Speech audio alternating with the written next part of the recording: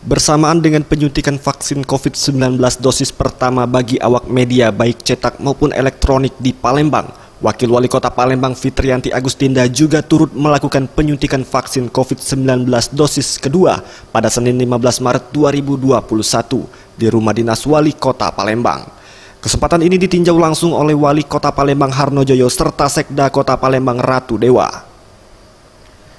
Di sela kegiatan Wali Kota Palembang Harnojoyo mengatakan, terima kasih terhadap partisipasi para awak media yang sudah menjalani vaksinasi, mengingat saat ini masih banyak orang yang ragu dan takut terhadap vaksin Sinovac.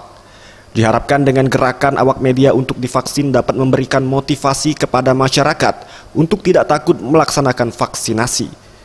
Diharapkan setelah vaksin rampung, semua orang dapat melaksanakan aktivitasnya dengan normal lagi. Jadi ada yang takut, ya.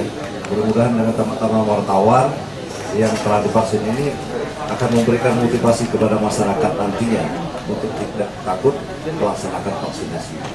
Untuk itu kami terima kasih. Ini adalah bentuk dukungan, ya. Sementara itu, Wakil Wali Kota Palembang Fitriyanti Agustinda menjelaskan, usai melaksanakan vaksin Sinovac dosis kedua ini, tidak terdapat hal apapun yang mengganggu kesehatannya.